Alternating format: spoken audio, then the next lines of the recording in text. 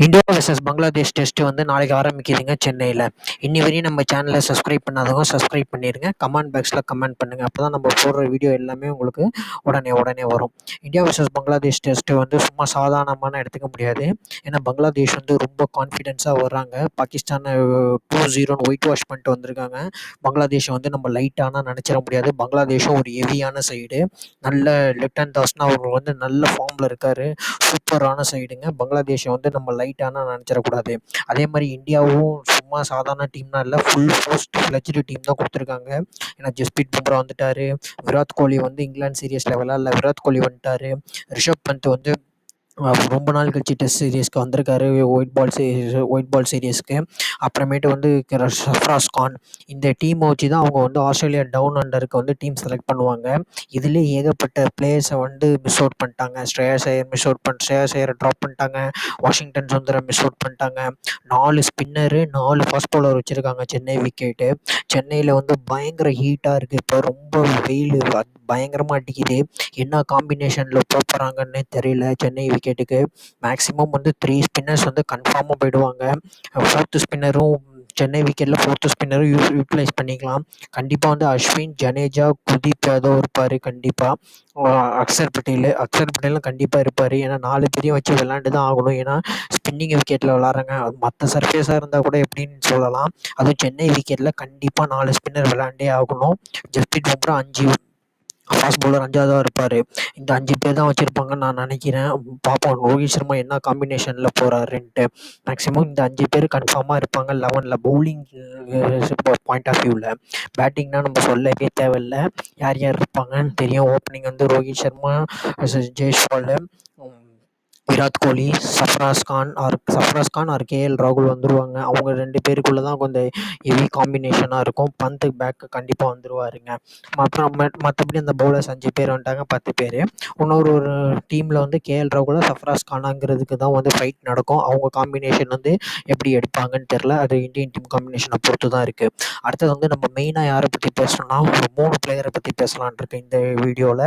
யாருன்னு பார்த்தீங்கன்னா ஃபஸ்ட்டு வந்து விராட் கோலி வந்து இங்கிலாந்து சீரியஸ் விளையாடலை. விராட் கோலி இங்கிலாந்து சீரியஸ் விளையாடாததுனால எவ்வளோ பெரிய ட்ராபேக்காக இருந்துச்சு இந்தியாவுக்குன்னு தெரியும். ஏன்னா ஃபஸ்ட் டெஸ்ட் வந்து இங்கிலாண்டோட தோத்தாங்க. ஏன்னா விராட் வந்து ஒரு நல்ல ஸ்பின் விளையாடக்கூடிய ஒரு பிளேயரு இந்தியன் கண்டிஷனில். பட் ஆனால் விராட் கோலி இப்போ பேக் வந்துட்டார். ஏன்னா அவங்க ஃபேப் 4ல் பார்த்து ஜோ ரூட் எடுக்கிறாரு, ஸ்டீவ் ஸ்மித்து எடுக்கிறாரு, கேன் வில்லியம்சன் தான் எடுக்கிறாங்க. நம்ம விராட் கோலி வந்து இன்னும் டெஸ்ட்டில் வந்து அவ்வளோவா ரன் அடிக்கலை.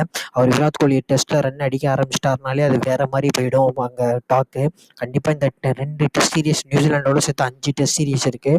5 டெஸ்ட் சீரிஸில் ஒரு 2 செஞ்சுரி அடிச்சிட்டாருனாலே அவர் வந்து அந்த ஜோ ரூட்டு ஈக்குவலாக அந்த ரெக்கார்டுக்கு வந்துடுவார். ஏற்கனவே நம்ம சொல்லியிருந்தோம் விராட் கோலி வந்து கண்டிப்பாக ஜோ ரூட்டை வந்து கம்பேர் பண்ணி இப்போ பேச ஆரம்பிச்சிட்டாங்கன்ட்டு. ஆனால் விராட் கோலி வந்து கண்டிப்பாக வந்து இந்த 5 டெஸ்ட் சீரியஸில் இந்தியாவில் நடக்கிற 5 டெஸ்ட் சீரியஸில் வந்து கண்டிப்பாக ஒரு 2 செஞ்சுரி அடித்தாருன்னா நல்லாயிருக்கும் நம்மளுக்கு. கண்டிப்பாக அவர் அடிப்பார். அடுத்தது வந்து ரவிச்சந்திரன் அஸ்வின் வந்து என்ன சொல்லணும்னா அவரோட கடைசி டெஸ்ட் வந்து ஹோம் டெஸ்ட் வந்து சென்னையில் விளாட்றாரு. ஏற்கனவே அவருக்கு ஏஜ் வந்து 38 ஆயிடுச்சு. மறுபடியும் அவருக்கு சென்னையில் டெஸ்ட் விளையாட சான்ஸ் கிடைக்குமா என்னன்னு தெரில. அவரோட கடைசி டெஸ்ட் வந்து சென்னையில் விளாட்ற ரவிச்சந்திரன் அஸ்வின். அதனால் ரவிச்சந்திரன் அஸ்வினுக்கு வந்து நம்ம ஒரு பாராட்டு கொடுத்தே ஆகணும். நம்ம அண்ணன் அவர் ரொம்ப நல்லா விளாடணும், ரொம்ப நல்லா விளாடுவார். இந்த டெஸ்ட்டில் கடைசி டெஸ்ட் வந்து சென்னையில் அவர் கடைசி டெஸ்ட்டை விளாட்றாருன்னு நினைக்கிறேன். ப்ராப்ளி இன்னொரு டெஸ்ட் கூட விளாட்லாம். நான் நினைக்கிறது வந்து அவர் கடைசி டெஸ்ட்டாக இருக்கும்னு நினைக்கிறேன் இது சென்னையில். அவர் கண்டிப்பாக ஒரு 5 விக்கெட்ஸ் ஆல் எடுக்கணும். ஏன்னா தமிழ்நாட்டிலேருந்து ஒரு 500 விக்கெட் எடுத்து 100 டெஸ்ட் விளாட்றதுன்னா பெரிய விஷயம். அது ரவிச்சந்திரன் அஸ்வின் என்ன பண்ணியிருக்காருன்னா அது எவ்வளோ பெரிய விஷயங்கிறது வந்து நீங்களே பாருங்கள். அவர் சும்மா சாதாரணமான இந்த இடத்துக்கு வரல, அவ்வளோ கஷ்டப்பட்டு வந்திருக்காரு ரவிச்சந்திரன் அஸ்வின். அவருக்கு ரொம்ப பாராட்டுகள். இந்த இந்த டெஸ்ட் சென்னையில் அவர் விளாட்றதுக்கு ரொம்ப ரொம்ப வாழ்த்துக்கள். அடுத்து வந்து ரவீந்திர ஜடேஜாவும் ஒரு நல்ல பவுலரு. அவரும் இப்போ வந்து ஒன்டேலையும் எடுக்கல, 2020 எடுக்கல, டெஸ்ட்டுக்கு தான் எடுத்துகிட்டு இருக்காங்க. பட் ஆனால் ஒன்டேல எடுப்போம்னு சொல்லியிருக்காங்க. அது எவ்வளோ தூரத்துக்கு உண்மைன்னு தெரியல. ரவீந்திர ஜடேஜாவும் ஒரு மெயின் இம்பேக்டான பிளேயராக இருக்கணும். ஏன்னா அவருக்கும் டவுன் அண்டர் வந்து பெரிய ஒரு சீரியஸாக இருக்கும். அவர் இந்த 5 மேட்சை வச்சு தான் அவரோட பெர்ஃபார்மன்ஸை வச்சு அவர் எப்படி விளாட்றாங்கன்னு பார்ப்பாங்க. டவுன் அண்டருக்கு அவர் ஆஸ்திரேலியா டூருக்கு அவர் ரொம்ப முக்கியமான பிளேயரு. இவங்க 3 பேருமே வந்து ரொம்ப வைட்டலான பிளேயரு இந்தியாவுக்கு. கண்டிப்பாக ஜடேஜாவும் நல்லா விளாடணும். அடுத்தது Yashasvi Jaiswal, young Indian talent. அவர் தான் எல்லாமே வந்து பெருசாக பேசிகிட்டு இருக்காங்க, ஜெய்ஸ்வாலை தான். ஜெய்ஸ்வாலும் வந்து நல்லா விளாண்டு, நல்லா பேட்டிங்னா நல்லா ஆடிட்டு இருக்காரு. ஏன்னா இங்கிலாந்து சீரீஸில் வந்து பொழந்து எடுத்தார். பங்களாதேஷ் சீரீஸில் 2 டெஸ்ட்டு, நியூசிலாண்டில் 3 டெஸ்ட் இருக்குது. அந்த 5 டெஸ்ட்டில் கன்ஃபார்மாக 2 செஞ்சுரி இல்லைனா 3 செஞ்சுரி ஜெய்ஸ்வால் அடிச்சிருவார். ஏன்னா ஸ்பின்னர்ஸை வந்து ஈஸியாக டேக்கிள் பண்ணி விளாண்டுருவார். ஃபாஸ்ட் பவுலர்ஸை வந்து பொழந்து எடுத்துருவார். ஏன்னா ஆண்டர்சனே இறங்கி வந்து அடித்தார் தலைக்கு மேலே 2 சிக்ஸுனா. ஜெய்ஸ்வாலுக்கு வந்து இந்தியன் பிச்சர்ஸ்னால் ரொம்ப அல்வா சாப்பிட்ற மாதிரி பிச்சு. அவர் கண்டிப்பாக ஒரு 3 செஞ்சுரி போட்டுருவார் இந்த 5 டெஸ்ட்டில். எஸ்எஸ்சி ஜெய்ஸ்வால் வந்து இப்பயே ஆஸ்திரேலியன்ஸ்னால் பெருமையாக பேச ஆரம்பிச்சிட்டாங்க, next big thing in Indian கிரிக்கெட்டுன்ட்டு. கண்டிப்பாக எஸ்எஸ்சி ஜெய்ஸ்வால் வந்து இன்னும் நிறையா செஞ்சுரிஸாக அடிக்கணும். அவர் டவுன் அண்டர் ஆஸ்திரேலியாலையும் போய் அடிக்கணும்.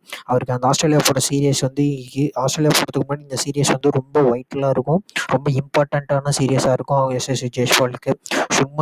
சுப்மான் கில்க்கு நம்பர் 3ல ஏற்கனவே அவ்வளோ பிரச்சனைகள் இருக்குது. ஆனால் இங்கிலாந்து சீரீஸில் 2 செஞ்சுரி அடித்தார். அவர் ஸ்பின்னில் கொஞ்சம் ஸ்ட்ரகிள் ஆனார். ரீசெண்ட் இன்டர்வியூவில் கூட சொல்லியிருந்தார், என்னோட டெஸ்ட்டு வந்து நான் ஏற்ற மாதிரி சரியாக போகலை, எனக்கு சரியாக வரல அப்படின்னாரு. பட் ஆனால் அதெல்லாம் பேக் பண்ணி சுப்மான் கில் வந்து கண்டிப்பாக வருவார், மேலே வந்துக்கிட்டே இருப்பார். ஏன்னா சுப்மான் கில்லுக்கு வந்து அந்த கேப்பபிலிட்டி இருக்குது. அவரும் நெக்ஸ்ட் இந்தியாவோட பிக் திங்க்னு தான் சொல்லிகிட்டு இருக்காங்க. சுப்மான் கில்லுக்கு நிறையா ஆப்பர்ச்சுனிட்டிஸ் கொடுத்துட்ருக்காங்க. ஏன்னா வைஸ் கேப்டனாக கூட இப்போ ப்ரொமோட் பண்ணியிருக்காங்க. டெஸ்ட்டுக்கு இல்லை, ஒன் டேஸ்க்கும் 2020ஸ்க்கும் சுப்மான் கில் தான் வைஸ் கேப்டனு. ஆனால் சுப்மான் கில் வந்து ஒரு பிரைட் இந்தியன் ஃப்யூச்சருக்கு வந்து ஒரு பிரைட்டான ஃப்யூச்சர் வந்து நம்ம சுப்மான் கில் தான். அதில் எந்த மாற்றமும் கிடையாது. இப்போ வந்து ரிஷப் பந்த் வந்துட்டார். ரிஷப் பந்த் வந்து ஒரு 1 இயர் கழிச்சு இந்தியன் ரெட் பால் டீம் சைடுக்கு வராரு. ரிஷப் பந்துக்கு வந்து இது ஒரு முக்கியமான சீரியஸாக இருக்கும். கண்டிப்பாக ரிஷப் பந்த் ஒரு நல்லா விளாடணும். ரிஷப் பந்தும் நல்லா விளாடுவார். அவர் ரிஷப் பந்தனா நம்ம எதுவுமே சொல்ல முடியாது.